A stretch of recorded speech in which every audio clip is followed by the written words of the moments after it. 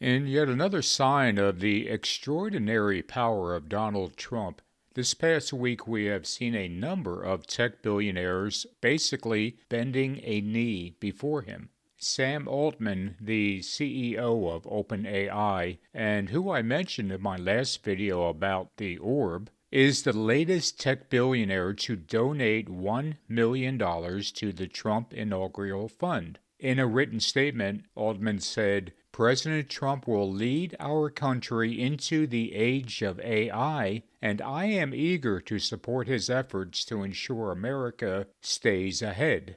Altman's $1 million donation put him in the same company as Jeff Bezos and Mark Zuckerberg, who also pledged $1 million to the Trump Inaugural Fund. News sources also report that Bezos' company Amazon would provide a $1 million in-kind donation by broadcasting Trump's inauguration on January 20th on Amazon's Prime Video. But all of this devotion to Trump wasn't limited to $1 million donations.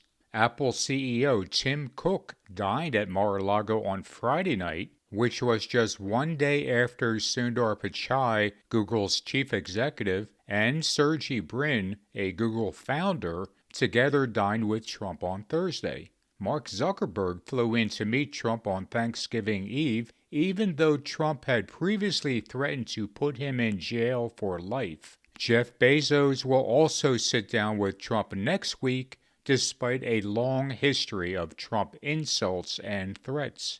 As the Wall Street Journal put it, when Donald Trump arrived at the New York Stock Exchange this week for a post-election victory lap, dozens of influential executives lined up to catch a glimpse of the man who holds the future of their businesses in his hands.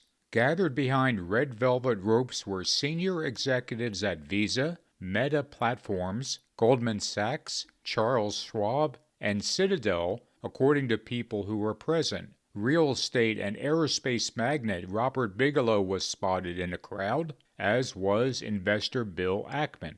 Mark Benioff, the director of Salesforce and the owner of Time magazine, posted on X on Thursday that it was a time of great promise for our nation after Time awarded Trump its coveted Person of the Year designation. Mark Andreessen, an influential Silicon Valley venture capitalist who endorsed Trump during the campaign, said that he had spent about half of his time since Election Day working on the presidential transition. He framed Trump's win as a cultural moment for a techno-optimist ideology. Of course, of the myriad of tech executives, no one has been more involved with Trump than Elon Musk. But while Musk may have led the way, many other tech companies and their top executives have acknowledged the reality of getting business done in Mr. Trump's Washington. The reason these tech and corporate executives are bending a knee to Trump is because they recognize that they have to, or they will risk the future of their own businesses by opposing him. They understand that, just like he did to the GOP, and is in the process of doing to the mainstream media, Trump will also destroy them if they do not capitulate. They will have success as long as they are in alignment with what Trump wants. And all of this is a reminder of perhaps the biggest reason for the power of the Antichrist in the last days, which is that no one can fight him. No one will stand up to him because he will destroy others by any means necessary.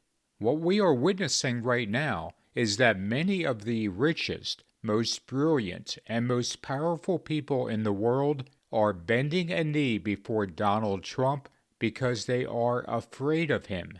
Deep down inside, they know that no one can fight the beast.